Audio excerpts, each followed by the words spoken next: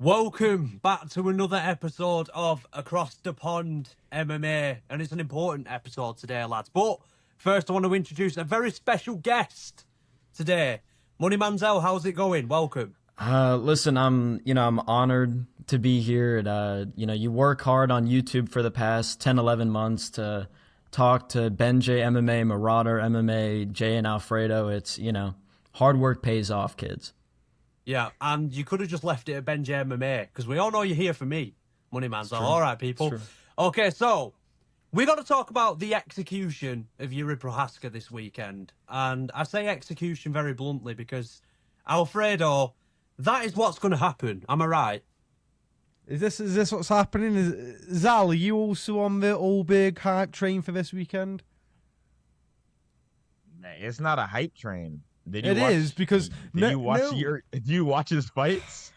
Everyone's ganging up on me, and I'm not a fan of gangbangs. So, honestly, I do think that Jiri Prochazka is.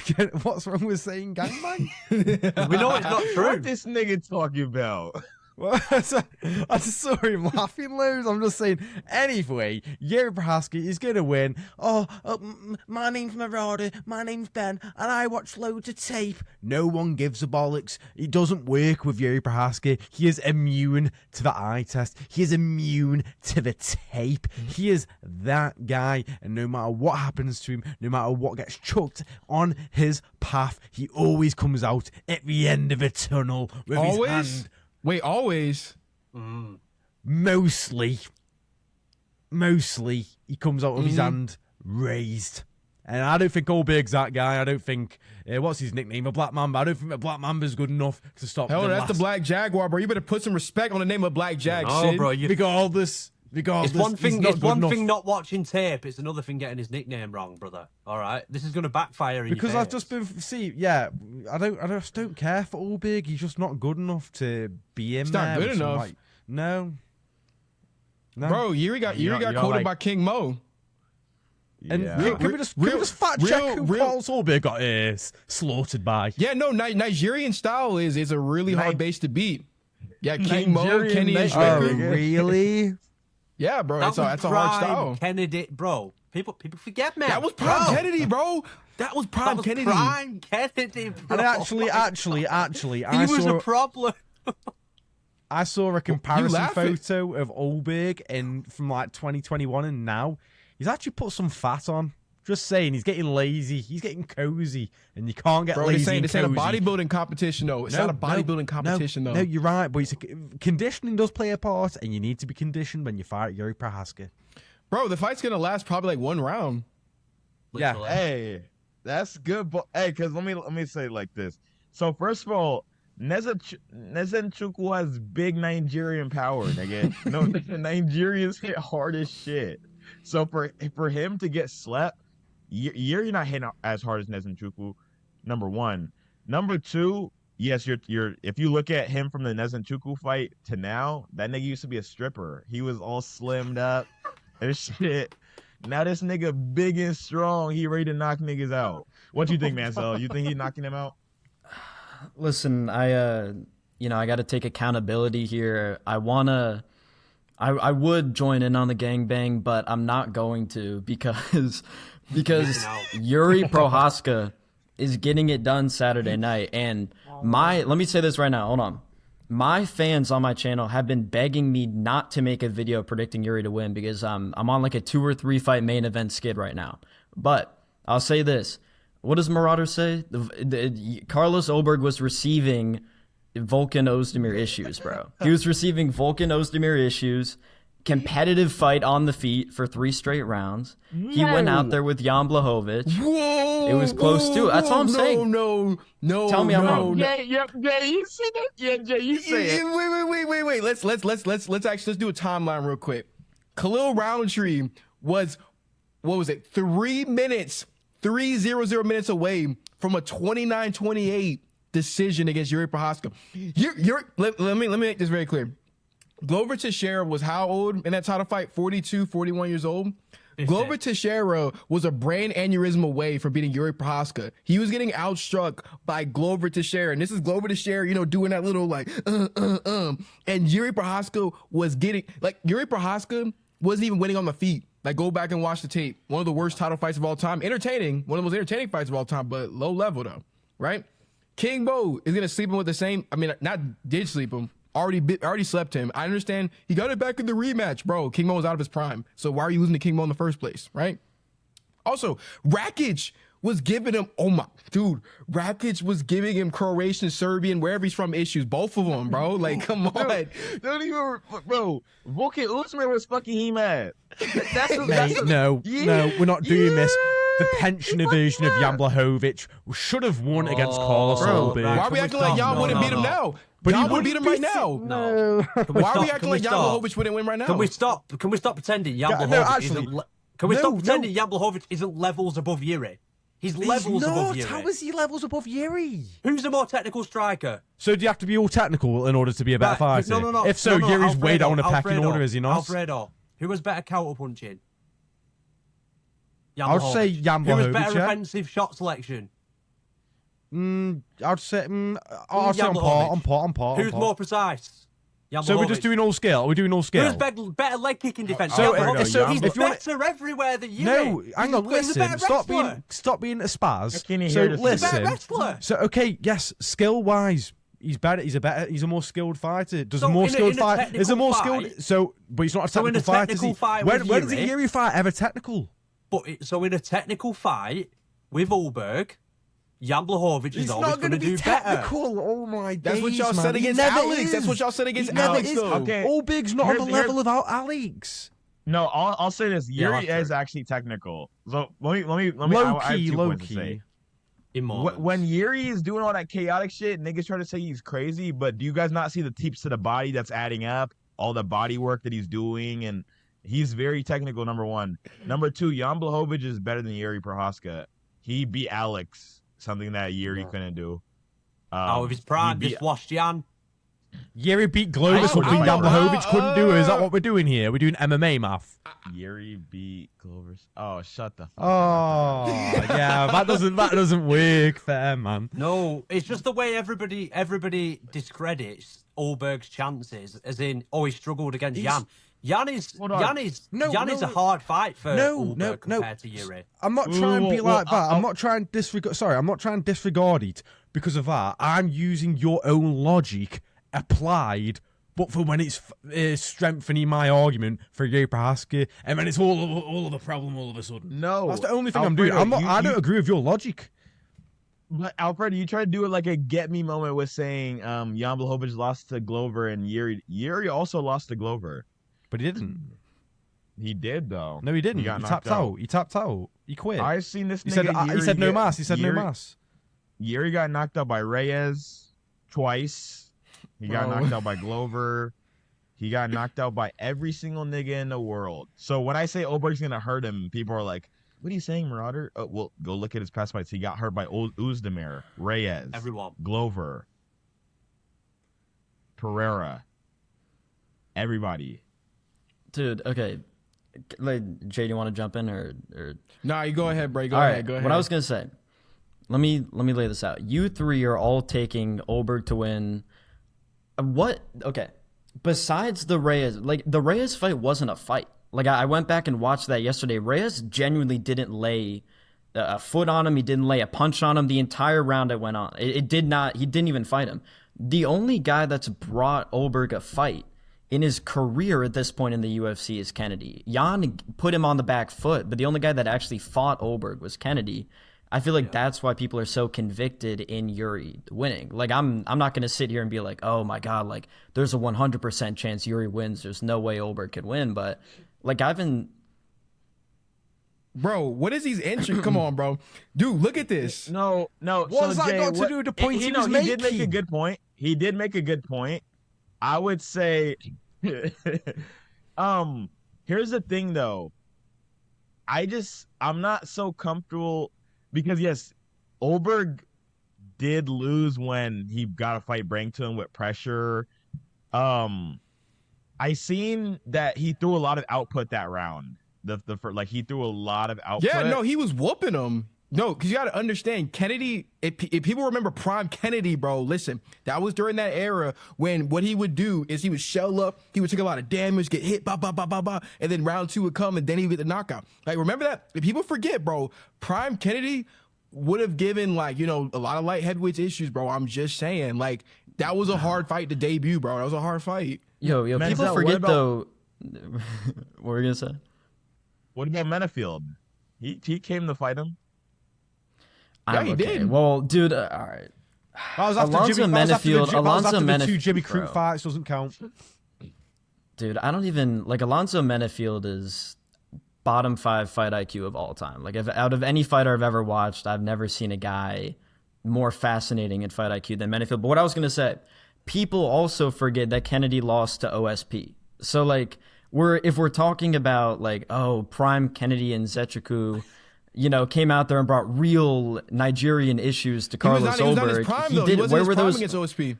Where were those issues against OSP? Like, I don't get it. He was not his let's be prime. real. He's Haitian though. He's Haitian, so it Bro, removes all come that on. Nigerian No. fear factor. All right, let's get real. Kennedy sucks. All right, yes, we are coping a little Really? bit, but at the end of the day, we are coping a little bit, right? But when it comes to Ulberg and Jiri, And just before we continue, the sponsor of today's episode is by none other the best MMA app on the market, 4ounce MMA. And for those wondering, oh, what's 4ounce MMA? Don't worry, I've got you covered. With 4ounce MMA, you can do a variety of things, whether it's you want to check stats of fights, what's taken place in the past. Maybe you want to compare 2 different fighters and see how their stats uphold against one another. Maybe you want to see what fights are coming up ahead, see what times those fights take place, because a lot of the time, us MMA fans don't have a clue what time these fights actually take place. You can do that on 4ounce MMA. And if you're someone who prides yourself on elite MMA knowledge, elite predictions, this app is perfect for you because you can make your very own fantasy MMA league and go against other people who you may be friends with, may be a part of other communities with, and you can go head to head when it comes to predictions. So guys, make sure to check out 4ounce. It's on Apple, it's on Android, and not only that, it is free as well. So make sure you go and download them, check them out, see what you think, and thank you again to 4ounce MMA for sponsoring this video. bro, I don't think Ulberg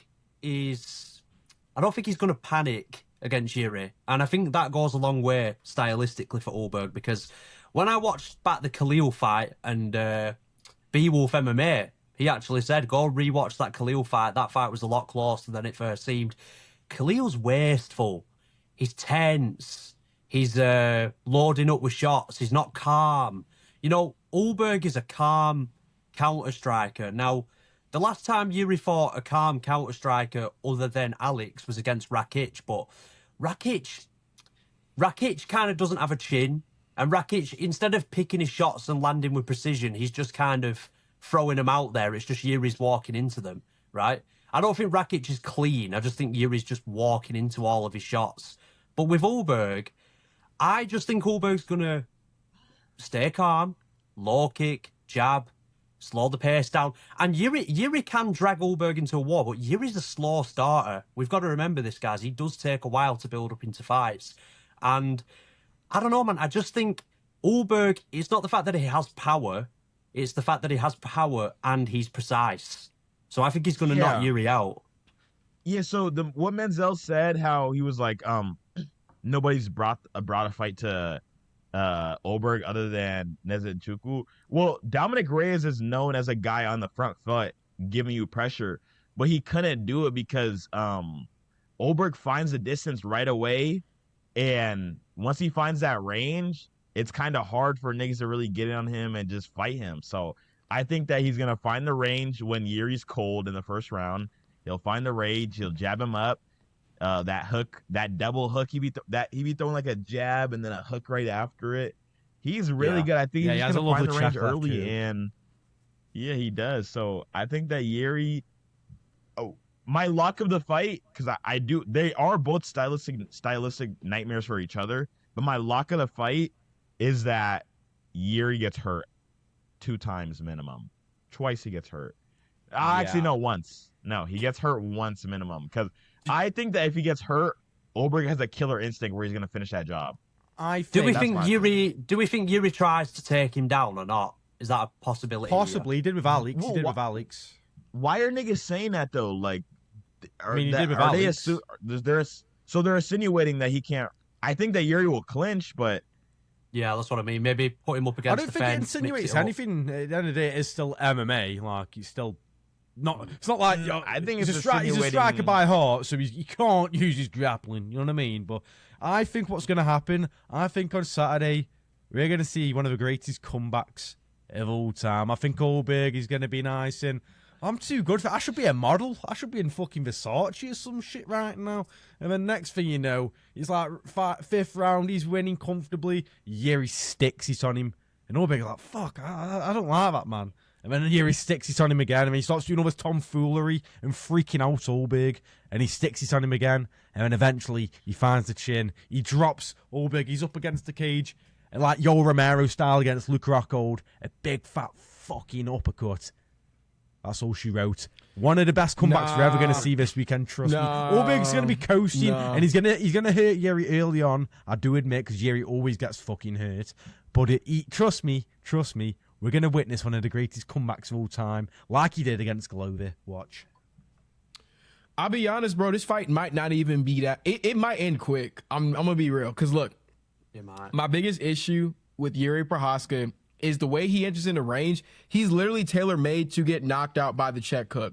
Like, that left hook, especially with that 3-2 combo, is money against Jiri. The reason, though, why Jiri can drag these fights out a lot of the time, again, like as Ben was referencing with Khalil, problem with Khalil's style, and the same thing goes for Vazeev, for traditional, like, Muay Thai, like, practitioners who go, well, I know that Khalil did it later in his career, but the issue with Muay Thai in a lot of contexts is you're basically digging your feet into the ground and you're throwing everything 100%. Like, you're out here, wait, and then you're going like 3-4 strike combo, but you're throwing it with lethal intent every single time. And we saw when Khalil didn't gas out when he fought Jamal Hill, where he was kind of staying at range, leg kick, little pop shots, but he had to keep it there. When he fought Alex, he smelled blood in the water when he heard him, so then he was trying to get after it. He slowed down. People will say elevation. That's just kind of Khalil's pace in general. Khalil has to keep it very, very low volume to keep it that way. I say all this to say, Jiri, just frankly, when he's fighting Ulberg, yeah, someone could take the fight to him, but the problem is he's not going to like go in there forward and start doing this. He learned his lesson against Prime Kenny and Nzechukwu. Like, he already knew. He already learned his lesson. Bro, what are we laughing? Anyways, my point is, though, Carlos Ulberg is just going to stand his ground, and he's just like, he'll be willing to make the fight boring. He might make the fight like slow, but when the first exchange happens, I think people are going to be like, oh, yeah, good night, Jiri. Like, Jiri, like, is that all that stuff? He doesn't lock it into like third round. Like, against Hill, he was kind of fighting like an idiot until then he was like, wait a minute, bro. I low-key learned a little boxing slips. I learned a little bit of defense, and he started like picking it up later, but it like takes him getting hit and getting like into this war mode. But you can't afford to do that shit with Ulberg though. Like I said, Ulberg's not wasteful. If you lose 2 rounds to Ulberg and he's hurting you in round 1 and 2, then you're not going to come back against him. He's too clean and he's too much of a momentum fighter for something like that to happen. Yeah, I'm just saying, like, he might get knocked out first round, and then people are going to say, oh, dude, he just got caught, or, oh, he's not in his prime anymore, too much damage. Watch what the narrative's going to be. They're going to say Jiri was damaged. Like, he really will probably get knocked out in the first round. Like, I'm willing to put not everything on it, but I'm willing to put most on it, bro. I think he's getting knocked out first. Dude, I'll say this. I watched back both the Jamal Hill and the Rakic fight yesterday, and I know it's, like, evolved Jiri now, but... dude, if he goes out there and fights the same way he did versus Rakic, he's gonna get knocked out. Like I love Jiri. I always rep Team Jiri, but even that Jamal Hill fight was way more competitive than I remembered it was. Yeah. That round 2 was like he's getting hurt to the body a lot in that round. I don't know if Ulberg's much of like a body merchant, but I mean he got like badly hurt to the body at one point in round 2. So yeah, I think a lot of us hate watch Jamal Hill in that one too. Well, I kind of hate watch. I remember who's we? Who's we? We all not used to, I guess, but I did. And Alfredo. Why am I getting chucked under the bus? No, I did. Yeah, I know I did. What type of fucking timeline are we in? Pardon? What shit is that? Jay don't hate watch black niggas. What type of shit is that? No, Jay's I do- doing irreparable damage to the community right now. Yeah, no, he is. Yeah. Mr. Racist. All right, bro. No money this episode. All right. Right, we got to pivot. We got to pivot. Okay, pivot. right, guys. Do we want to talk about the rest co-main? of the card, or are we happy to? Well, let's just lock in Bro, our predictions. No, yeah, of course. Oh, wait, why I feel yeah, like okay. we gotta do Man, another wager though. oh, No, no, we're not doing no not wager. this week. I can't. Not No, this No, week. no, not this week. No. We're Y'all- not y'all- doing no wager. Y'all scared? Y'all scared? Don't be scared, homie. I am a little bit. Jay, we have the same exact picks, nigga. Do we really? I think. Yeah, we need a more. Okay. We need a more thingy card. Okay, I'll go first. So wait, is it from the full card, but just the picks that we care about? Just I'd say Okay, definitely sure. the main card, and then go pick out ones from the prelims what we. Well, we no, like. there's prelims that I care about. Okay, I'll go to the main card first. Okay, Ulberg by knockout. I haven't watched the film yet, so it's Wednesday. This could change, but Paulo Costa by decision. Oh my god. Same. Yeah, Costa's winning and- that shit. No, he's not. The reason why I have Paulo Costa by decision is because I've seen Azamat get beat up by Tafon Nichuku. Yeah. He has baby the same Ngannou, style. baby Francis. He has the same exact style as Costa, and Costa's just not just gonna just get chinned by a flying knee from a 5'2" nigga. So And Paulo Costa looked- will get that job done. Costa looked really good against Roman Kopylov. He did. And like Kopylov's like I've always think he's a bit overrated, but he is still like a really good, especially striker. He's a really good striker. And Costa outstruck him, boxed the bleeding head off him. And I just think Azamat, he's a bit of a fat. He's like some fat thing from the Lord of the Rings. Like I don't know. I don't put too much stock into Azamat, to be honest with you. I think Paulo Costa, secret juice, chiseled like a Greek god. I think at 205 as well will be interesting. The only time we've seen him at 205 was Marvin Vittori, but that was like because of like a botched weight cut, you know, so we won't really elaborate on that too much. But it was a sick fight, slept on fight. But no, Paulo Costa, I think he gets a decision. I think Azamat might take the first round and might hurt him. Then Costa gets his grips and then really unleashes the secret juice. I'm gonna be honest. No, go ahead. I kind of feel like a dumb nigga picking Costa against No, the professional. Don't. I'm gonna tell you something, right? Two things. We're gonna start off with the low-hanging fruit first. Azamat Murzakanov is getting hyped now because he beat up the one highlight man, Rakic. Rakic has that same one highlight against Jimmy Manuwa. Every time he fights, it's that head kick. They show his like unanimous decision against Anthony Smith. And that's it. He's got no highlights. He's got 1.5 highlights they show.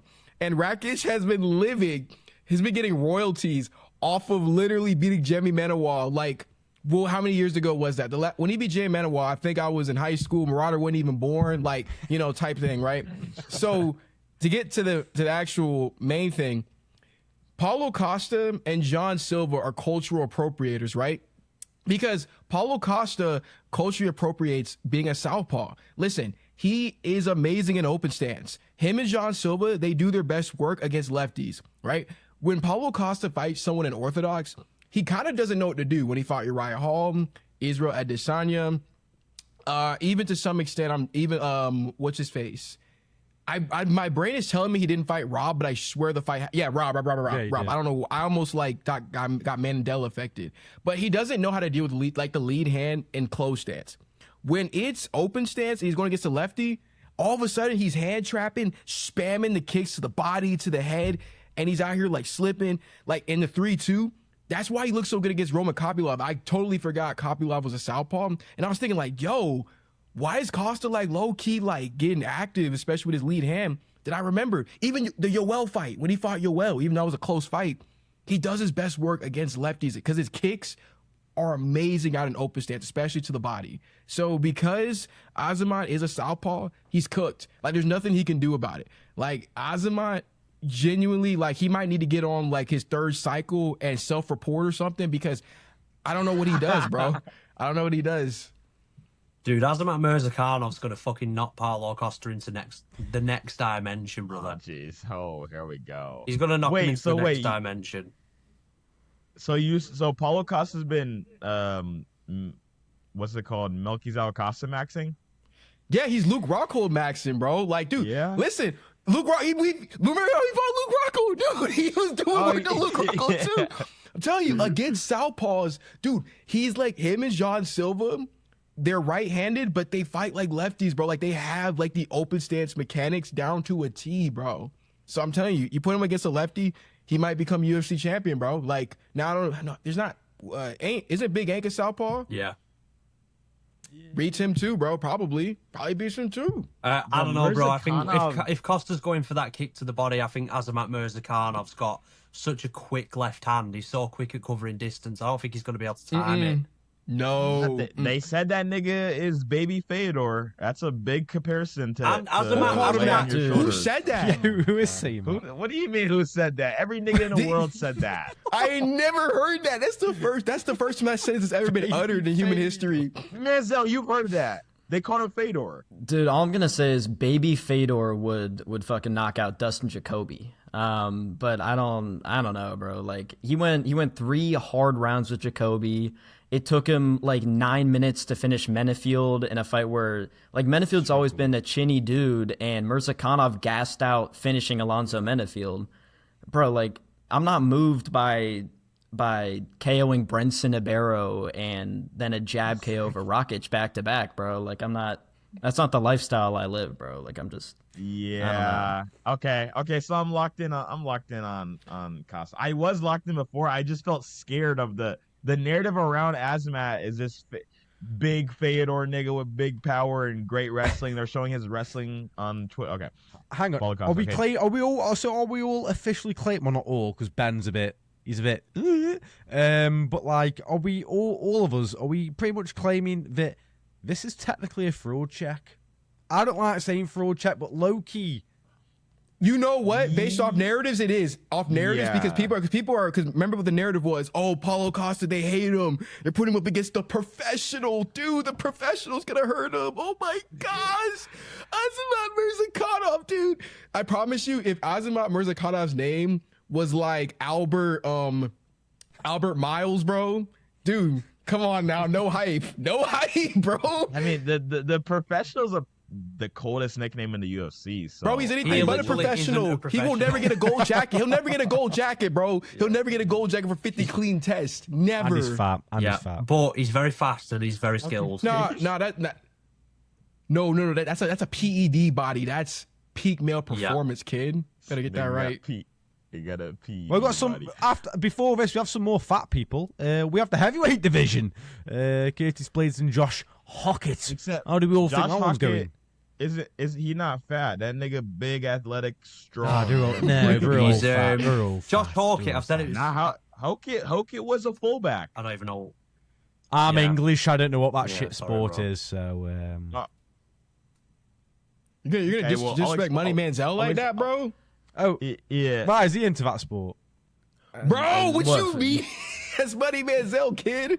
Yeah, Dude. Money Manzel. No, is the his- fullbacks are like these are like big. I don't know how to describe a fullback, but just a heavier running back. I know that doesn't mean anything, but just more muscular. Like these dudes can block. They can get in there and they. Well, I can know put it on Josh you. Hawkett's Bro, athletic. okay, I'll put it in terms that that Fredo can understand. Actually, I don't know why I said Ben. Fredo will understand. Look, basically, bro, Josh Hokit is like Yaya Toure, bro. He's like a midfielder, bro. Basically, Hang on, I don't think that's right. You can't.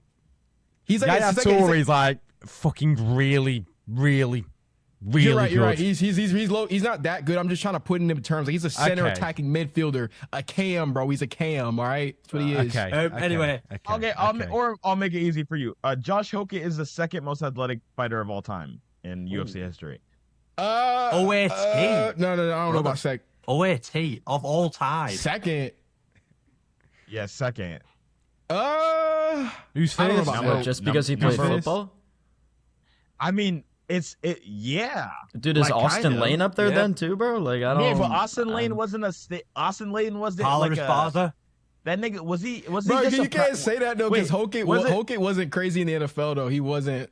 He wasn't crazy, but he was getting his minutes. Was Well, it? Josh I Hokit- like No, a practice- the reason Hokit fights in MMA is because he's not good enough to stay in the NFL. Like he likes to do the whole thing of I left the league, bro, because it was too soft, it was too sissy. Kid, They don't need you. We got Kyle Juszczyk, bro. We don't need you, kid. Get Do you off know the what, practice though? I squad. think this is going to show the... Okay, because Sorry, go on. when I'm thinking of most athletic fighters, if I could name 5, Cyril Gahn, Josh Hokit, Yoel Romero, Costa, Paulo. No, fuck no, no, that nigga's a no. muscle hamster. Henry Cejudo. Henry Cejudo. Yeah, sure. Yes, fine. yes. Tommy Cejudo, bro. McMillan. Fine, bro, fine.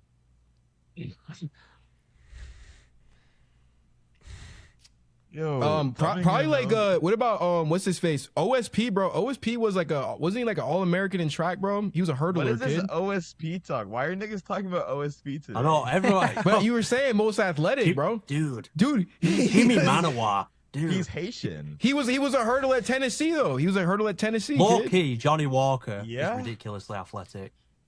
No, he no, not. no, No, he not. no. He's just a he's spaz, just bro. He's a spaz. This is a nigga that can jump high. Right, okay. Dumb Okay. shit. I don't know how to determine most athletic fighters, but Josh Hokit is more athletic than the heavyweight division now, other than Cyril Gahn. Am I correct with that? Yeah, so no, he's a real okay. athlete though. Yeah. So because of that, knowing that, who have you got, Murata? Who have you got between Blaydes and Hokit this weekend? Josh Hokit's gonna fuck him up.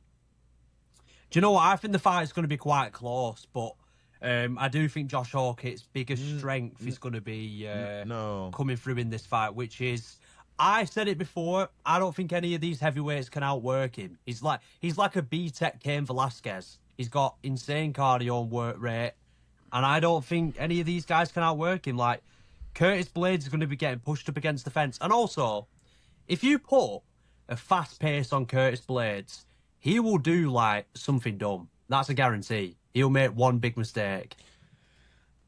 Oh, wait, Manzel, you was disagreeing. What you gonna say? Dude, okay. I'm gonna say this. I'm not baiting anybody here. I'm not here to farm TikTok clips or anything. I watched Josh Hokit gas out in his Contender Series fight. Like, I was there. I saw it happen. I watched it live. The only reason that the Freeman fight ended is because whoever was Mark Smith, whoever just kind of stepped in at the end. Like, the fight was still going on. He hit him with a kick to, like, the arm, and Freeman just kind of quit.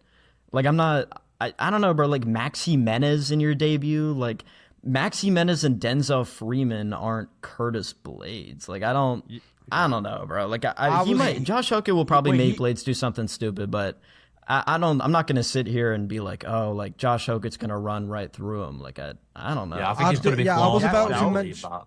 I was about to mention that, like we keep saying, B-Tech Kane and like stuff like that, and oh my god, he's cardio.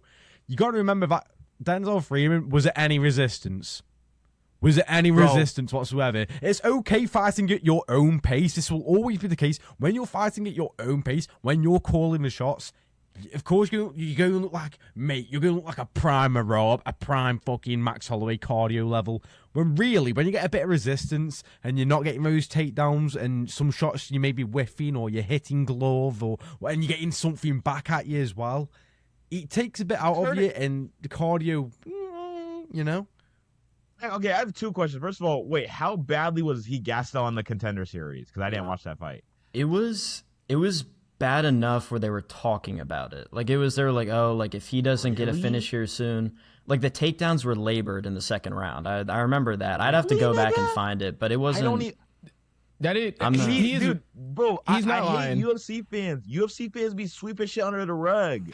Like, that's why you have to watch film. Because, nigga, I would never know that. I thought this nigga had a celebrity cardio. I will say, to at least back up the Blaydes doing something stupid, like, I'm not going to say that Hokit's got anywhere near the power, but if Hokit comes out on, like, the Pavlovich game plan to just walk forward and throw punches, Blaydes and that, like, everyone before that fight, oh, Blaydes, he's just got to shoot a takedown. We saw Overeem get mount on Pavlovich and finish him, and then Blaydes went out there and didn't shoot a takedown and got finished.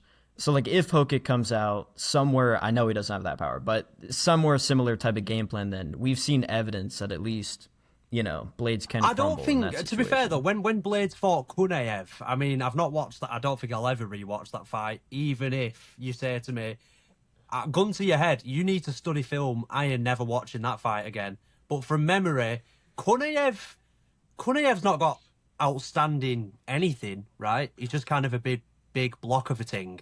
And he started backing up Curtis Blaydes up against the fence. He was kind of roughing him up a little bit. And I don't think Kunayev showed great cardio. I just think he kind of... Curtis Blaydes won, by the way, but I just think in moments he kind of gritted out Curtis Blaydes. But the thing with this fight is, I think Money Manzel mentioned something important there. If Curtis Blaydes is smart, he has better proven wrestling at the highest level of MMA than Josh Hokit. Why not try and take him down? Nope. I'm gonna tell you this right now. Curtis Blaydes better not wrestle with Hokit. He better not. I'm gonna tell you why. So here's my thing with Blaydes, and it pains me to say this because y'all know I hate Hokit, but I'm gonna give due credit where due credit's due.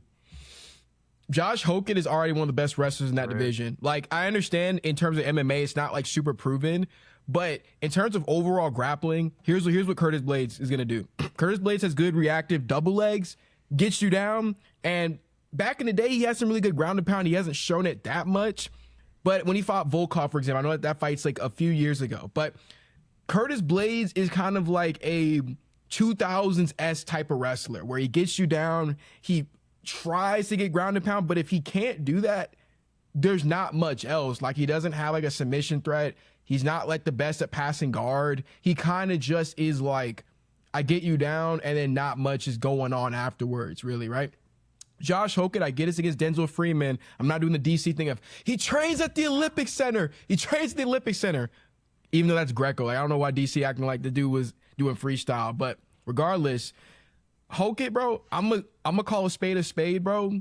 He's a better transition wrestler. Like, if him and Blaydes scramble, and we got to remember, Hokit is a guy who wrestled at, I want to say it was like 197, but he wrestled Bo Nickel like a couple years ago at Fresno State. I'm not going to I don't want to use the term ladder man skill, but that's kind of what I'm getting at, though, in terms of grappling. Like, Curtis Blaydes' grappling works well in heavyweight context because a lot of them, if you take them down, they've got a hard time getting back up. They don't do much of guard. Hokit, if he gets taken down by Blaydes, he'll just out-scramble him, and then Blaydes is going to be like, what do I do now? I never had to do much after this point. In fact, the way Jailton Almeida was lifting up Blaydes in that first round, it was like throwing him. Hokit might do that same Hokit thing. Doesn't, Hokit, and the other thing that Hokit is, or control or back takes are nothing like Jailton's. But the difference is, though, like, he transitions through positions, though. Like, when he was fighting Denzel, he wasn't just holding him, standing there. He's like, I'm here. I'm going to turn the corner. I'm going to flow. I'm going to just make you have to work. It's kind of something that Fluffy does a little bit. I understand it's a little different, but it's like the idea of making that person be active on bottom, whereas Blaydes will just grip you and he's just there most of the time. And the other thing that Hokit does that I really like is he does something that I only seen Tyra do this on the back, where he'll run someone to the cage and then he'll push his foot off the cage and then get the takedown that way. So if he's having trouble out in the open mat, all he's got to do is body lock him, run him to the cage, and use his foot to bounce off, and he's probably going to get Blaydes down. I think he's honestly probably going to TKO him in the second. This fight might look kind of easy.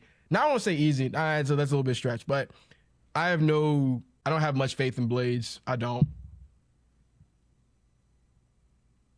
I mean, this nigga just lag out. Yo, I think y'all seen the same he got shit as real. me? I think he got really excited about Hokit and Blaydes. To be honest with you. Okay, well, I'm gonna say my point then. Just off of memory, watching the Cunha fight, okay, Curtis looked like shit, and then his fight before that, he got knocked out by a jab. Oh, he actually did lag out. Okay, he got knocked out by a jab, and he looked like shit. So, like, what? Bro, you got fuck, sniped, nigga? kid? You got sniped, kid? The kid got sniped. Yo, man, now I'm in the square. I can This nigga hear gave me you the right and rectangle back. now. I just, Homies. bro, the fucking Jay just tried to censor me, bro. What's going on here? I tried to I don't even censor have you. free speech anymore.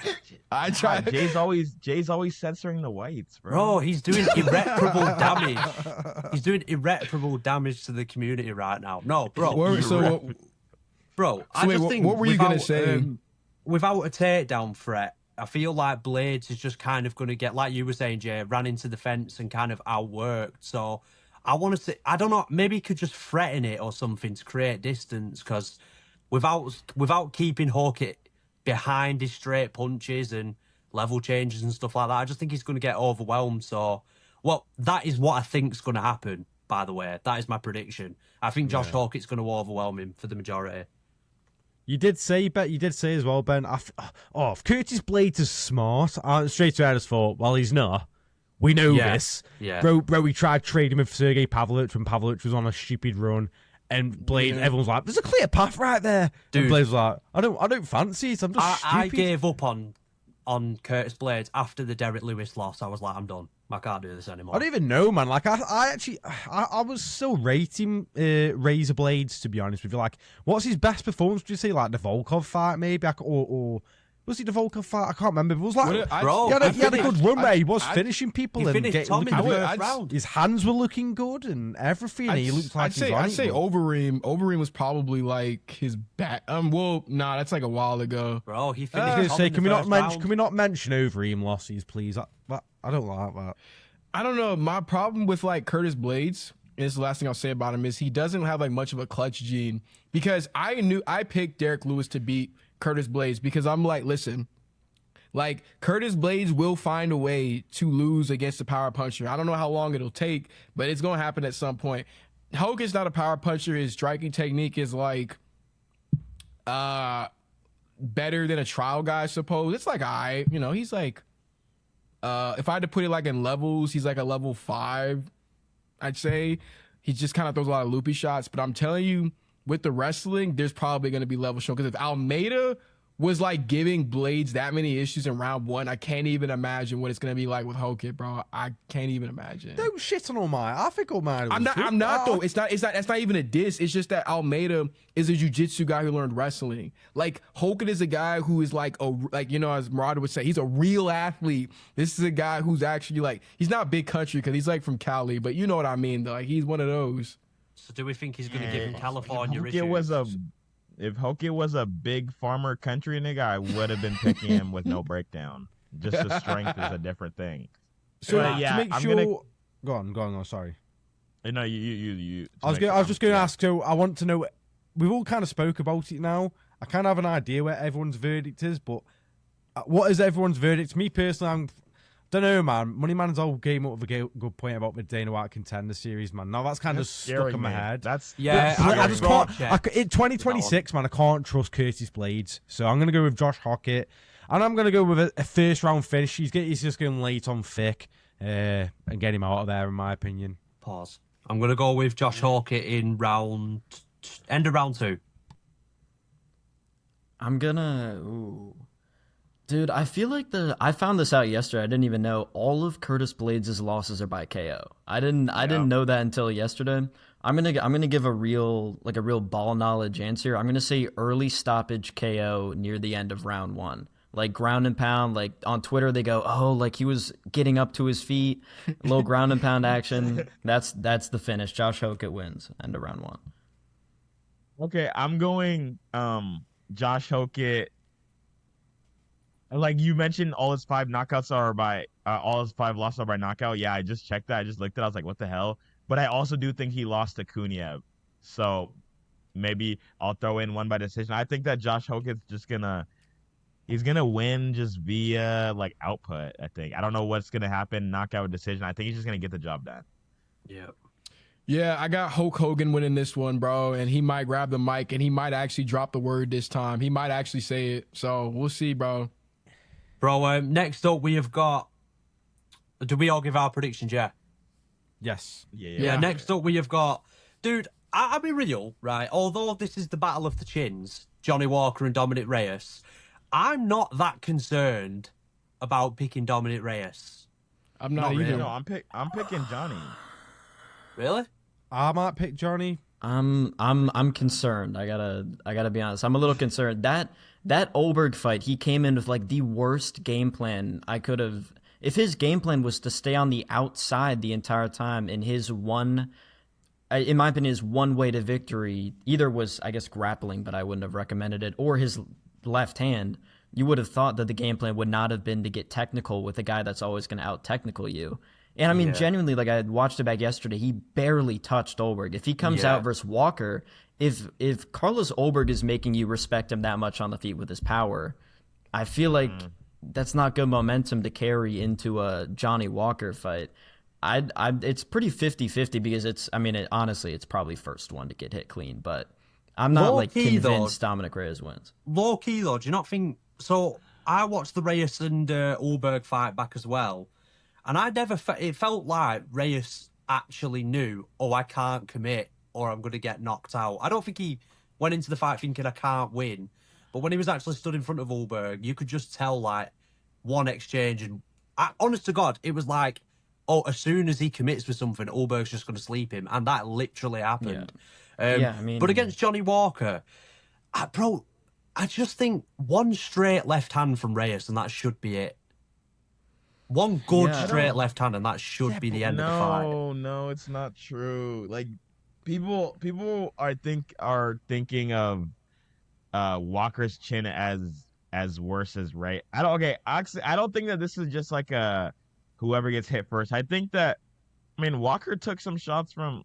What am I fucking saying? No, I'm not talking about. Wait, Marauder, I have a question. How many times has Johnny Walker in his career been knocked out? Yo, this nigga just fought big power puncher Meng Min Yang, nigga. No, Like, I'm asking you how many times has he officially been knocked out? You know how many times? I don't know. Maybe 3 times. 6 times, bro. He has went out but unconscious. Yeah, in one of those fights, he got knocked out like 3 times too. On the regional scene, that one. I remember that. Bro, But when just Walker fought- gets clipped, though, he goes out so badly. Is Zhang Min Yang better than Dominic Reyes? No, I don't think so. Why not? Why not? Because Zhang Ming Yang should have him losing to Johnny Walker. That's a bad look. Yeah, Because terrible look. It is here's my thing. hometown, bro.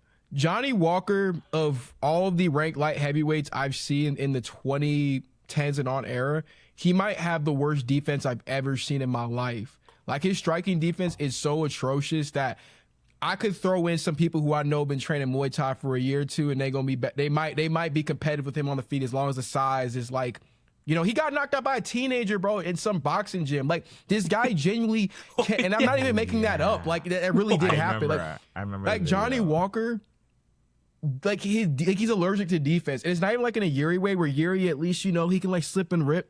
Johnny Walker, his only real way of winning fights is through like spaz tactics. You feel me? Like when he fought Corey Anderson, the same Johnny Walker that fought Corey Anderson is literally virtually no different to me than the one that's fighting right now. Wait, he did waste most of his fucking career at team, is it SBG in Ireland? Yeah. Who just did fucking, if anything, they made him 10 times fucking worse. Yeah, If they tried to anything. turn him into a point fighter. And now I actually think he's going to turn into a grappler. I honestly do. I think he's going to turn into a grappler. And I don't know, man. I'm kind of conflicted on this one because before Dominic Reyes went all fucking Al Spastico against Dominic Reyes, against Carlos Ulberg, he weren't looking bad, man. Like Dustin Jacoby is like, didn't he finish him? No, like that's There's that's a good certain fucking guy in win. the co-main event that went 3 rounds with Dustin Jacoby. That's all I'm saying. Reyes got rid of him in 2 minutes, bro. Yeah, People I forget, think- man. Dustin Jacoby, though.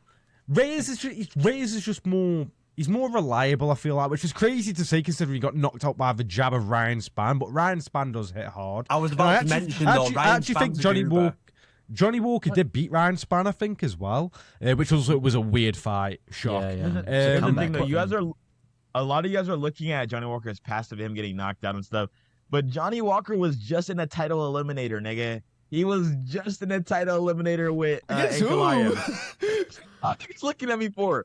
He just won, Bro, but he didn't do anything. He'd be fighting for a belt. Bro, hold on. That first fight in Abu Dhabi, yo, if that knee didn't land, he wouldn't be fighting. Bro, what is it? What you're doing the whole Kai Sakura thing? When if he would have landed clean on Pantoja, he'd be champion. I'm just saying, he was just in a title eliminator. Reyes was in title Was he eliminators just? when I was Was he 6 just? years It old. was like I mean, it was a years couple ago. years. 2 years. It was 2 years ago. He was just in a Yeah, title it's 2 eliminator. years ago. That's Yeah, bro, badass. coming off of a 3-round war with Anthony Smith, where he was attacking his family. That was his last fight before he fought Big Ink, bro. All right, like let's not gas it up. Reyes hasn't been in that title eliminator since I wasn't even watching UFC when he was in that title eliminator. Oh, Ulberg. But under That Ulberg fight was a title eliminator. Ulberg just got the belt. The winner's fighting for the belt. The winner of the fight's fighting for the belt. Hey, is that what we're gonna do? Cause no, you guys know how there's one-sided title eliminators. no, it was more what, Yeah. dude. They would have definitely given Reyes the shot, So, if he would have beat him. Like Buckley and Usman. We knew it was only if Buckley win title, but Usman bro, no. Reyes. The UFC likes Reyes more than they probably like Ulberg. Yeah. Bro, Reyes wasn't. Nah, I think Reyes would still have to do one more. If No. Are y'all niggas fucking? No, bro, they were literally saying Reyes title shot. Yeah. Come on. Reyes was about to go on like a 5-fight winning streak if he beat Ulberg as well. I think. Okay, all right. I guess if we're working off that, then my point no longer stands. So it's a 50-50 fight. It's a 50-50 fight. Bro, don't Yeah. fence it. Pick one, bro. Pick one. I'm picking Johnny Walker. I'm going Dominic Reyes. Fuck this. I can't believe I'm saying this. Dominic Reyes decision. Whoa. I know, I can't believe I just said that, but Dominic Reyes decision. But this is that type of fight, Alfredo. I know what you mean. Yeah. I know. Bro, Francis Ngannou and Derek Lewis went to a decision, you know? Yeah. That's true. Right, okay, guys. Are we all agreeing then that Dominic Reyes wins? Yeah. I got Dom. I accept Marauder's picking Johnny. Yeah, 'cause Yeah. Johnny Walker go fucking mad. All right, next up, Cub Swanson in his last ever fight. It's going to be another Is retirement. that on the package main video. card? Yeah, Yeah. it's the opener. They just snuck that bitch on because niggas was pulling out. It's because, That's to be supposed fair, to be. though, Swanson No, it's and gonna be a good Landwehr's a fight. belter. No, it's gonna be a good fight, but that's supposed to be Emmanuel Torres, Dariush. That's supposed to be Tyra. No, of course, but yeah, but it's an exciting fight, but it has no meaning. So Nah, man, don't disrespect Cub Swanson like that. Nah, man. And that's Nate the Train, too, bro. Nate y'all the niggas Train. tripping. Oh man. Nigga, I'm Dude, from there was Cali. there was a Is it- point in history where there was like a little run there with Nate the Train where I was sitting back, I was like, damn, submitted Ludovic Klein, beat Onama, he was coming into the Dan Ige fight. Dude, I thought Nate the Train was doing big one. things, and then he received Doohoo Choi issues, and Yeah, after dude, that- get the dog shot of him. Yeah, Bro, Troy's still good. Nate Landwehr is allergic to checking leg kicks, bro. I was rewatching my the God. Nate Landwehr files. I was opening them up, and I was like, this guy's leg gets buckled in every fight. And don't get me wrong, he fights through it, but Cub Swanson's going to be knocking him off his feet in moments, I think, in this fight. And I think it's a good banger. Look, I want to just pay a little bit of homage. To be fair, Cub Swanson has been around for a long time. People forget, man. Has he not got a win over Dustin Poirier? Has he not got a win over some legends in the game? Dustin name- and Charles Oliveira. Dustin I was gonna Charles? say, could you name him for me, Ben? Yeah, Fuck you. this is like Woe Vicky versus Bad Baby. In a sense, because you guys know Nate Lynn here got the black scent, and the nigga be, and then Cub Swanson just a nigga to really go, fight, and you want to go get him. It's a weird comparison. But like I said, the fight it's 2026, so the fight doesn't have meaning anymore. But back then, it would have way more meaning. You get it, right? When they were beefing. Wovic, he's crazy. a lot of- Yeah. dude. It was like a trend Now back it's then. just You mean? it's gonna be an entertaining fight. Okay. I Dude, I'll think. say, you Go on, Money. All right. Manzel, go on. I'll say this. I watched back that Cub Swanson and Billy Q fight. Dude, if Cub even looks anywhere similar to that, he's giving. I mean, it's going to be bad for Nate Landwehr. Nate Landwehr agreed. doesn't move his head at all. He was doing fine versus Sharia because Sharia wasn't throwing punches up top. I mean, it was just leg kicks for the first 2 rounds. And then as soon as he decided to box, he put Nate Landwehr out. But Cub looked good in the Billy Q fight, at least in the first round. He started to get tired towards the end a little bit, but he looked good in that fight. If it's even like 70% of that, he's going to put Nate out. Yeah. Cub looks so good. That I remember watching that fight in my basement. That was the Buckley card. Oh my gosh, Cub fucking performed, and he's low-key on a 3-fight win streak. Split decision with File. Yeah, Can go either I thought- way. So Yeah. He's on So- a 3-fight win streak right now. Yeah. What are we gonna go locking in Swanson. then for Swanson and? Well, I actually think Swanson. You know, everyone always talks about Robbie Lawler having like the perfect retirement. I don't think he's going to top that, but I think it's going to be like the clear second best retirement that you can get. I think it's going to be a nice little war, and I think he's going to catch Nate the train on the tracks, and he's going to put a halt to that train, in my opinion. And I think he's going to get him out of there. Yeah. In like a last, literally, as this fucking the Clapton goes for the last 10 seconds in the first round, or it's like the start of the second round. I think Cub Swanson's going to get this one, and I hope to see it happens because I love Cub Swanson, and he's slick with it. Don't forget. Yeah, I mean, I think Cub, I don't want to say he's got this in the bag because Nate is one of those fighters where he makes the fight hard on himself and the other person as well, even though he kind of just does a thing where he high guards up. He doesn't move his head at all, and he's just kind of like exchanging with you. But I mean, this is Cub Swanson, though. Billy Q, Andre Feely, who again was giving issues to Jose Miguel Delgado just recently, and also Akeem Dawodu, which that fight a little controversial, but regardless, Cub has actually, in terms of his recent resume, he's fighting way better people than Nate. Now, I'm not saying that's always the end-all, be-all, but Cub, to me, the only cause of concern I will have is his game still heavily relies on reaction time and athleticism because he is coming, like, super hands low and, like, reacting to everything. But, like Money Manzel said, 70% of what he looks like, he knocks out Nate in, like, 2 rounds or less. So, give me Cub. Yeah, I'm taking Cub. Yeah, I mean, next, dude, Billy Q was tanking shots too. Like Nate's not tanking the shots that Cub was landing. No, and like I said, like we all say, like Nate walks into these shots. So I'm gonna go Cub Swanson, big retirement send off in the first round. So I'm regretting, lads. I don't know about you. I picked on my prediction video Aaron Pico, but I'm regretting it big time. Why? Yeah, so Aaron Pico, me and Manzel have a lot to say about this. Aaron Pico's living a man's worst nightmare. Niggas think that getting somebody pregnant as a teenager or some shit like that, going to jail is, oh, a man can never do this or go, you know what I mean? This nigga, they said he was better than LeBron in high school. They said that this nigga was the greatest American prospect of all time. They give this nigga a Nike deal at 18 just to get knocked out by a nigga from the UK that doesn't even do this sport, that just started training a few years ago. What, nigga? Aaron Pico, they really had the audacity to say that this nigga was better than LeBron. Hold on. You gonna put some respect on the uncrowned king Lerone Murphy's name, bro. Like, let's be real for a second. Nah, right? we're not doing that gimmick. Jay, I'm gonna give you an analogy, Jay. I'm gonna give you an analogy, okay? You are a nigga that started wrestling and boxing at 3 years old. Mm-hmm. I started wrestling and boxing at 20. We meet in the octagon 5 years. So I'm 25. I've been training for 5 years. You've been training for 20 years. I knock you out with a spinning elbow? What type of fuck shit is that, nigga? How is that even possible? Olympic level... Bro, Aaron Pico has the best base of all time. How is he ass?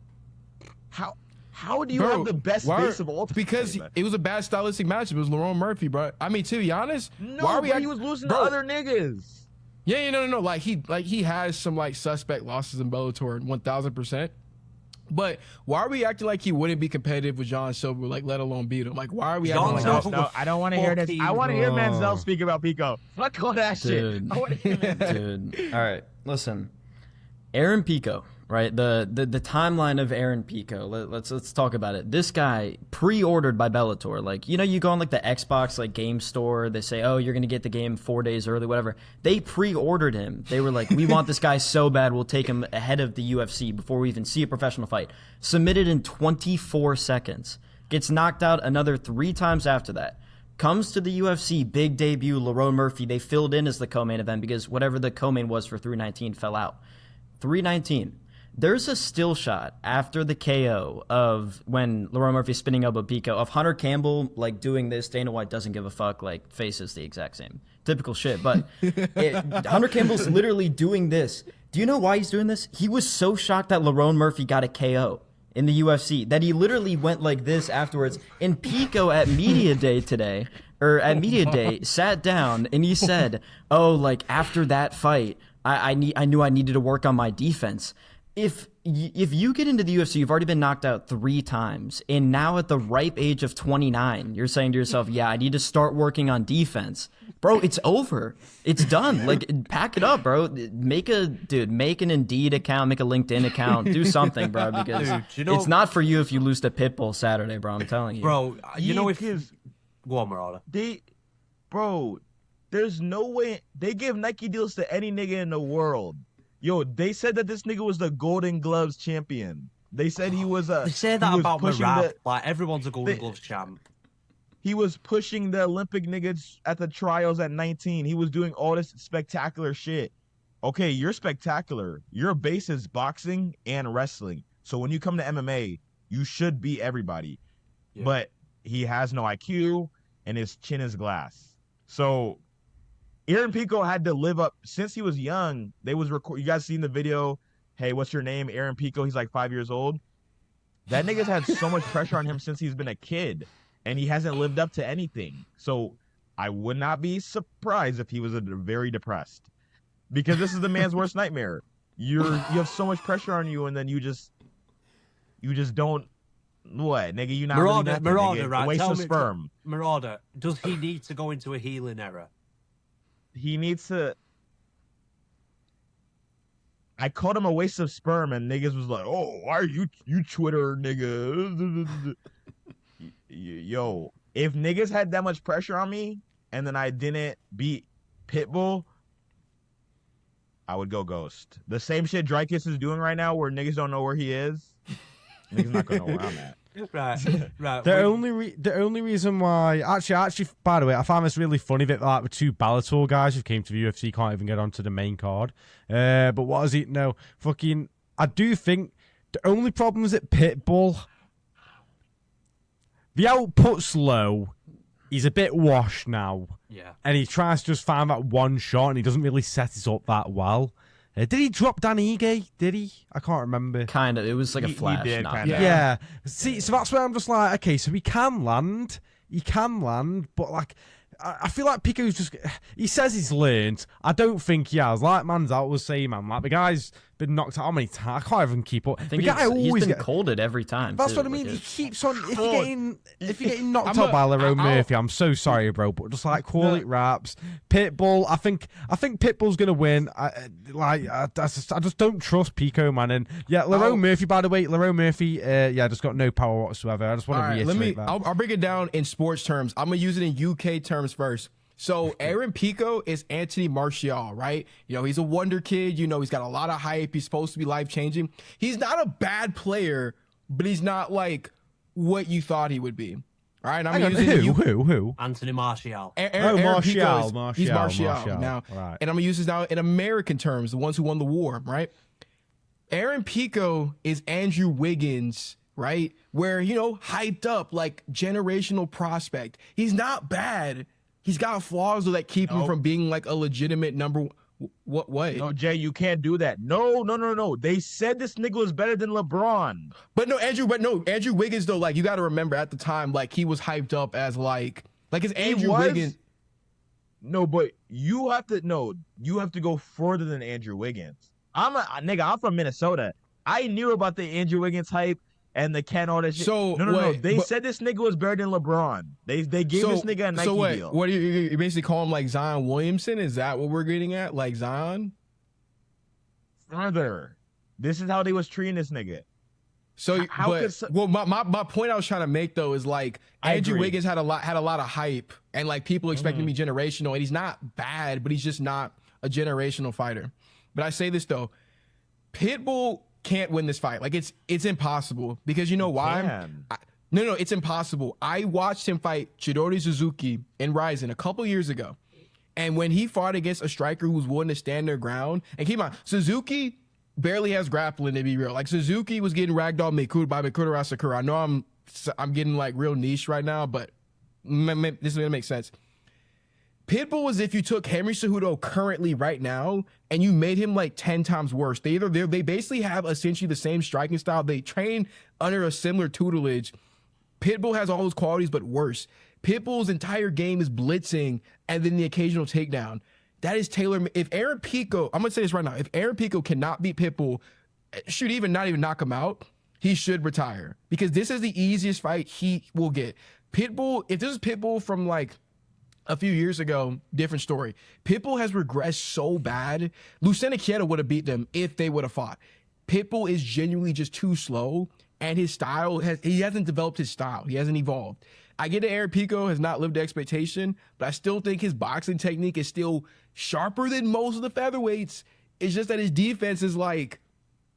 I'm going to be honest. so the only reason you're rooting for Aaron Pico and you're really trying thingy is because it's Lerone Murphy's best win. It's not even his best win. So then if he goes over and loses to Pitbull, but no, Pitbull's not going to win. Listen, I'm so Jay, certain. What's his best win? What's his best win? His best. Look at this win. nigga smiling. Look at this nigga smiling. Wait. Lerone's best win would be Josh Emmett, I suppose. That's ass. Well, actually, That's Movzar Vloyev. That's his best win. Right. Movzar Vloyev. At the elite level, actually, this is a pretty good point. That I was watching Bedtime MMA's predictions the other day, and he actually said something that I didn't even realize, but it's actually pretty obvious. At the elite level, well, I say at the elite level, but at least some decent level, Aaron Pico is still unproven. And to be fair, Pitbull, he is proven. Pitbull's a proven, good standard fighter. He's washed, and I don't think he's ever going to be anything special in the UFC, but he's crafty, right? He has a decent chin. He's powerful. He's well-rounded, and he has proven that he can win at least a decent standard of level fights, whereas Aaron Pico throws them away. Even if he's ahead, he throws them away. But the thing with this, Are you guys even looking at the stylistic matchup though? Look, me and Manzel just kind of broke it down. Pico's a dumb nigga that just walks forward and throws stupid shit. It's very aggressive, but he has no chin, and he's irresponsible on the defense side. Pitbull is a nigga that stares at you and waits for you to come at him. So realistically, Pico is going to give Pitbull his moments to actually fight, actually punch somebody. But I mean, if the punch lands, what do you guys think? If Pitbull does land on Pico, this is the thing. I think Pitbull only needs one little moment to pull away in this fight. I think so. Really? But he's so slow now, Pitbull. And you know what? Another thing as well, Pitbull kind of got like broke against Yair Rodriguez. I'm not gonna lie, like Yair Rodriguez broke him a little bit. Like, honestly, Pitbull, I don't think he's confident at all at this stage of his career. I can't lie to you. So I think Aaron Pico's kind of gonna. I did predict he's gonna fuck him up, right? And I have to stand on it because it's my prediction. I officially predicted it, but I'm regretting it a little bit because. Can't change your prediction, Don't, bro. Listen, Suzuki, bro. Like I want everybody. If you haven't seen that fight, just watch. I understand Suzuki is a kickboxer. Who the fuck is Suzuki, nigga? That's a car brand. If you're gonna say that, then he would be top 15 level because he actually went out there and knocked out Pitbull. He beat a better version of Pitbull than Pitbull fought against Dan Ige and Yair. Hold on, I'm finna do my research on Mr. Suzuki. And we got to remember, Suzuki is on a losing streak right now. Again, he's been injured in some fights, but he's on a losing streak. Oh, okay. That's what I'm saying. Like, Pitbull lost to that. Damn. Yeah, dude, Suzuki, like, made it look easy. Like, Pitbull's style didn't evolve. Yeah, he's just Henry. Remember how Henry Cejudo fought Peyton Talbot? I'm telling you, the way how Henry Cejudo was looking helpless against Peyton Talbot, it's going to look like 30 times worse. This is a downgraded version of this fight, kind of. He beat Hiramoto? Who? Suzuki? Suzuki beat Hiramoto. Yeah. Okay. Yeah, wait. Okay, Menzo, what was your opinion? I was gonna say, you guys gotta like. I'll say this, okay? I'm honest to God, I think still taking Aaron Pico to win, and I'll tell you why. Even though I can shit on Aaron Pico all day, he's probably gonna be if he loses this fight. Like, McDonald's isn't accepting dude's resume. Like, it's bad, bro. But I will say this. Pitbull's whole life, like, within the UFC, his whole existence has been aura farming. That's all he does. He doesn't do anything else. at the press conference for 314, he's sitting there like shades on. He tried to like farm a clip by being like, I'm going to take the belt, and then slammed his microphone down. No one cheered. No one said anything. You thought that was going to be like a big moment on TikTok. It wasn't. And then 318, the UFC tried to act like it was still his debut. They were like, oh, Pitbull's big moment. He's coming in and he's coming for the featherweight division. He already lost to Yair, but that was Yair's one fight in the last 7 years. So like, you know, Pitbull at this point, when he steps inside the cage, is, I always say it's kind of, not like Yoel, but he is just kind of a moments fighter. You're right. Like he'll wait for that moment to explode. In the Ige fight, if he fought all the time like he did when he had Ige hurt, it would be a different story, because when he hurt Ige, he let off like a crazy like 7-8 punch combination, like big shots, seemed like kind of the old Pitbull for a little bit. And then after that, went back to doing nothing at range for 2.5 minutes, just kind of staring. You get to look at the Pitbull tattoo on the back for longer. But I worry that if he doesn't connect on, like if he hurts Pico at any point in this fight, then it's like, I don't think Pico's not a good nail. Like if he gets hurt, I don't think there's going to be some crazy recovery. Like, oh, Pico's going to come out here and, you know, he's going to throw off the back foot and wow, it's a crazy brawl. Like, I think if Pitbull wins, it'll be, you know, one of those like Pico looks good early and Pitbull catches him, puts him away with a combo against the fence or something. I'm picking Pitbull. I'm picking Pitbull. I'm picking Pitbull because, yo, Pico is just a nasty nigga. I'm picking Pico. I'm picking Pitbull. So just before we continue, our handlers just rang us up and said that Marauder was, you know, doing some stuff, shenanigans. We've warned him several times about doing this on the podcast. So guys, Marauder had to go. That it's just one of those things. He's going to hopefully learn his lesson, maybe be back in a few episodes if our handlers let us. Yeah, I'm really sorry to say that that's it for Marauder. He's gone. He had to go, blood. He had to go, blood. Yeah, you know? I think he had to go, blood. Bro, it's okay. It's okay, bro. It's okay. All right, calm down. All right. Yeah. Okay, guys, let's continue the episode, Right, so Randy Brown and Kevin Holland. What were we even talking? Oh, Randy Brown, Kevin Holland, Randy Brown. Okay, guys. Yeah. So very quickly, Randy Brown makes fights when even if he's much better than them, he makes them fucking too close. Bro, even though he did clearly beat Brian Battle, I don't know if you guys will agree with me, he did clearly win that fight. He made it way too close, even though he's way better than him. And this is just another one of those fights where I'm looking at it thinking, lateral movement, Randy Brown, he's going to point him, he's going to outpoint Kevin Holland for a little bit. But then Kevin Holland only really needs a couple of moments to land something heavy. And I think he'll get Randy Brown out of there. I think he hurts Randy Brown. And I think he gets like a dart. So I'm going Kevin Holland by submission. Please say you're taking the fucking piss. It's not April Fool's Day anymore, mate. Are you taking the piss? Randy Brown. You're telling me Kevin Holland, who lost to Daniel Rodriguez, didn't he get dropped by didn't he get hurt by Daniel Rodriguez as well? He was yeah, but bro, that's because it's Kevin Holland, and Kevin Holland is going to supposed to win. No, fuck this.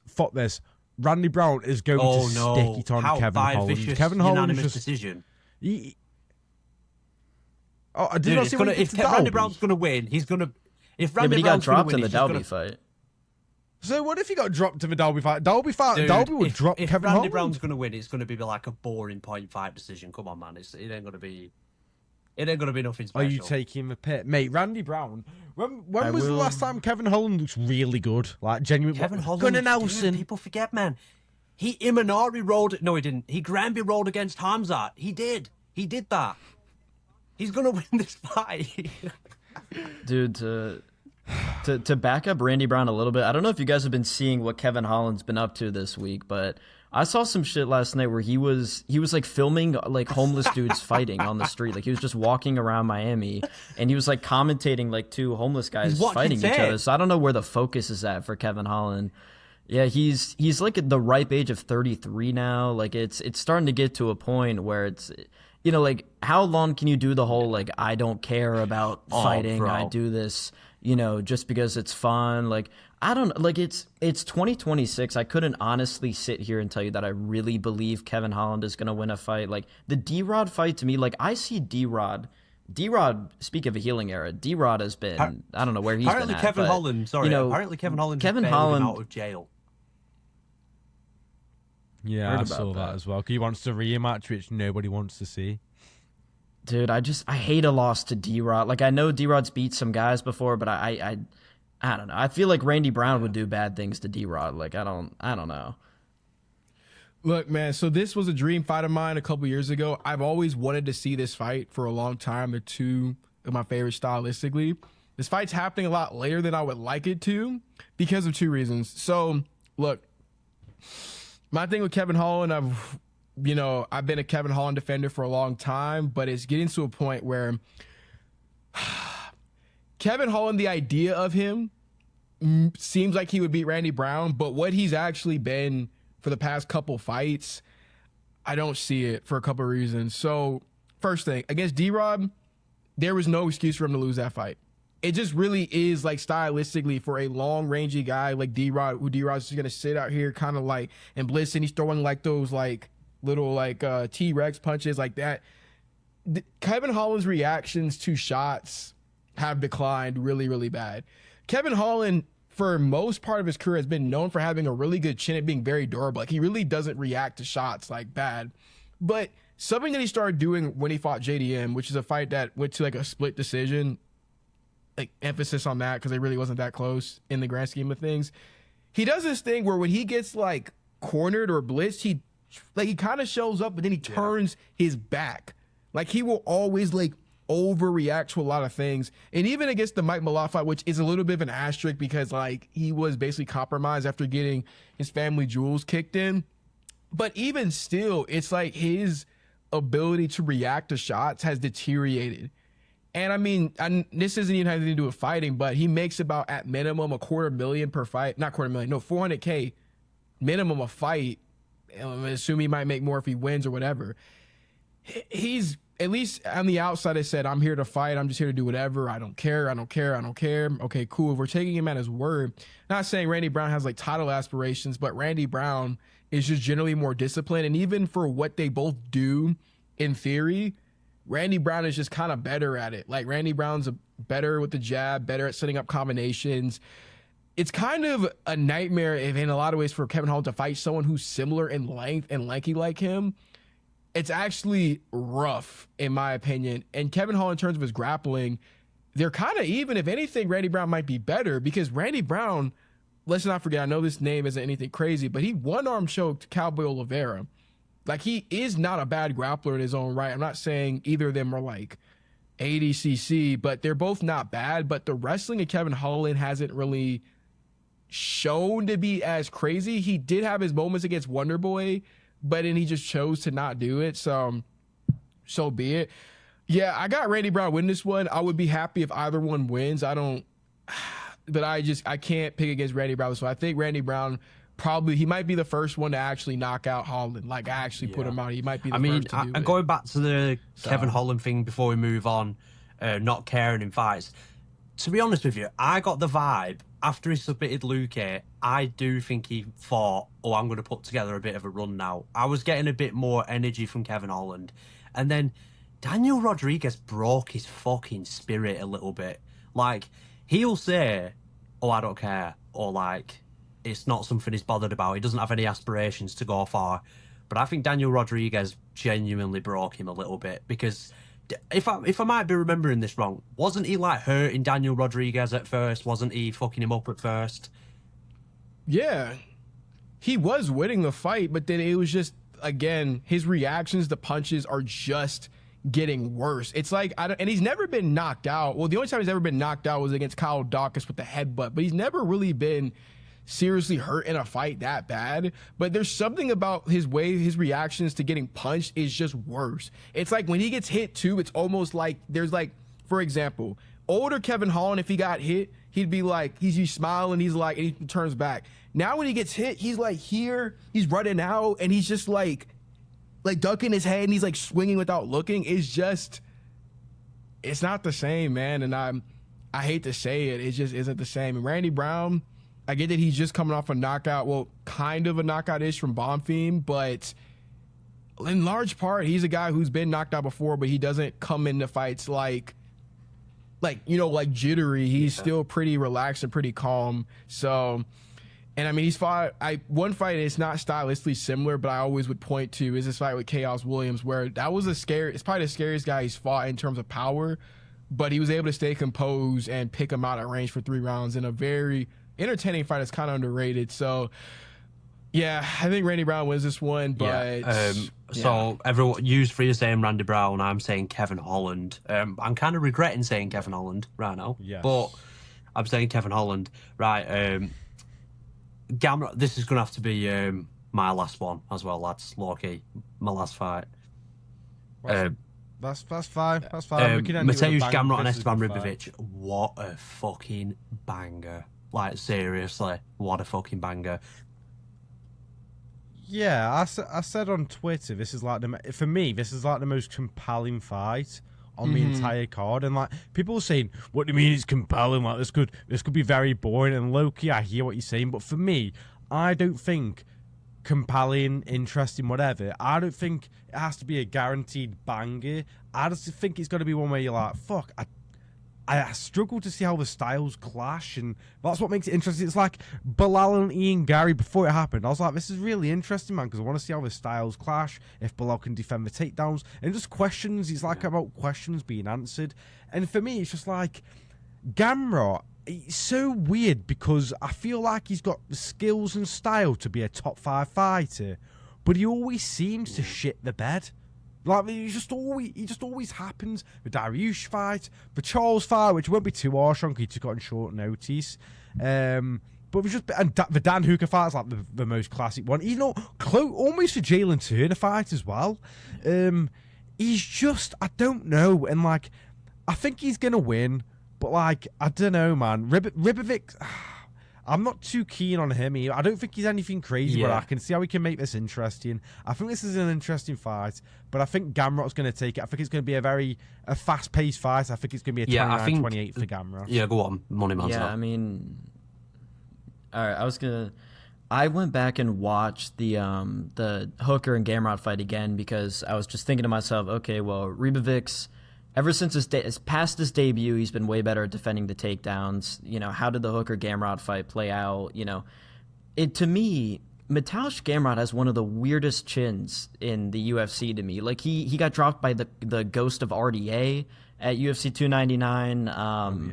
You know, Turner hurt him a couple of times, and I don't know. Like, Ribovics is one of those guys I cannot tell how hard he punches because, like, I know Elvis Brenner got finished by Joel Alvarez the fight before, but it was also like a culmination of strikes over a long period of time. But Ribovics throws with like horrible intention. Like, he is trying to get you out of there. And Gamrot got dropped and cracked by Dan Hooker. I see this being the type of fight where, similar to the Hooker fight in a way, you're getting a minute and a half, 2 minutes of Gamrot, you know, Matt returns getting Ribovics to the ground, then Ribovics work his way up and putting a pace on Gamrot towards the back half of each round. And then it'll be one of those fights, if it goes to the decision or if it goes to the judges, where people on Twitter are going, oh, well, you know, Gamrot had moments early, Ribovics late. That's how I see it playing out.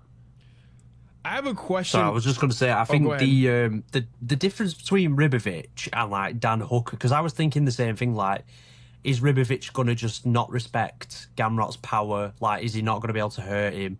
And is he going to kind of cut him off, target his body, and just kind of break him and win on damage? But Ribovics doesn't cut off, I don't think. I think he follows a little bit more. And if you're following Gamrot instead of cutting him off, he probably will take you down. I don't think you can just unintelligently follow him around. So I think in moments, Gamrot creates space with takedowns, like he just racks up a bit of control time. Maybe Ribovics gets to his feet. So I think maybe a fairly comfortable decision for Gamrot, but Ribovics will make it tricky in moments. I have a question. Have we seen Ribovics even grapple for like an extended period of time in a fight? Has that ever happened in the UFC? His debut, he got taken down 11 times by Loic Radzhabov. I have to go back and watch that, but I saw that and I was like, damn, 11 times, 8 minutes of control. That's why he lost. I have to go back and watch it, but that was, since then he's been better about it. Like the Brenner fight, I know Brenner's not the wrestler that Gamrot is, but he defended every takedown. It's a compelling fight. I mean, 11 times being taken down. This reminds me of Klein versus Gamrot, which has literally just happened not that long ago, where to me, I think Gamrot has an argument for being the best pure wrestler in the division. I'm not saying he's the best grappler, but if we're talking like pure open mat, like takedowns, Gamrot is up there. Ribovics, to me, I don't know. It's hard to say because he's an exciting fighter and he generally fights. I don't want to say he doesn't necessarily fight to the level of competition, but he likes to drag out fights. I don't know how hard he particularly hits. He just throws very hard, but I don't know if he's like anything super dangerous. I'm gonna be honest. I don't think he has it in him to beat Gamrot. I think Gamrot, it might look similar to Klein, where I think he'll try to make it more entertaining because Gamrot has lately, I think especially in some of his other fights, he's been more willing to try to set up his shots with punches. So, but the only thing with like Ribovics is it's kind of like it's like an absence of evidence is not the evidence of absence. Like he could be way better and improved and I have no idea. But if I'm just going off of like actual knowledge, I think Gamrot wins this one. Like he might make this a 30-27. It might actually hurt. I'm just looking at stock a bit. But I'm just looking at Ribovic's like past opponents. Like I know we shouldn't always use MMA math, but like, do we think Gamrot? Because I don't think Ribovics is that dissimilar now to what he was against Daniel Zellhuber. Do we think Daniel Zellhuber would drag Gamrot into a war? I don't fucking think so. No, but I do think that was like people like it's alright to say this now that Zellhuber is shit and he has been shit. But I do think that fight took a lot out of Zellhuber personally. Like that was a fucking crazy fight. He took a lot of damage as well. So I do think that took a lot out of him, and that's why he's been. I do think that's played an effect into why he's been a lot shitter in his recent fights as well. So I do get what you're saying and the example you're using. But I mean, I do think that you look at another guy like I actually think like if looking back at the McKinney fight, McKinney going off his sort of track record in fights, Ribovics actually has a style that would capitalise on sometimes some of McKinney's mistakes that he might make if he's like going to war a little bit too much. You don't really want to do that against Ribovics. So I feel like Terence McKinney's not really a win that I would look too much into. And then Nasrat Haqparast beat him, right? Nasrat Haqparast isn't a bad fighter. But, I mean, Elvis Brenner, he beat him, but it's like, I'm not seeing anything that would suggest he's going to stop Gamrot. You know, I think Gamrot's maybe a level above him. But sometimes when it comes down to the levels, and I do think you're right, Gamrot is like, how long has Gamrot been in this, like in the rankings now? A good while, like, yeah. Almost 5 years, I would say. 5-6 years at this point. Yeah, so like, I don't think Ribovics is. He might be someone who's lucky to break through to like the top 30, like just get into like just get into the rankings. But yeah, I do agree. I just don't think he's on the same level as someone. And like right, lads, what we're saying, are we happy to leave it there? I am a happy man. Yes. Also, actually, before I say I'm a happy man, Ethan Ewing, he is the best prospect inside all of the UFC. If you've got some prospect stock ready, just lying around, make sure to put it inside. No, just invest some of your stock into Ethan Ewing, because he is that guy, and he will become a future champion. Just get a call from the handlers that is telling Alfredo to shut the fuck up right now, and that he's going to get dragged off the podcast too. Right, everybody, thank you all so much for watching. Money Manzel, thank you for coming on. Appreciate it. Goodbye, everybody. Thank you. See you, Doc.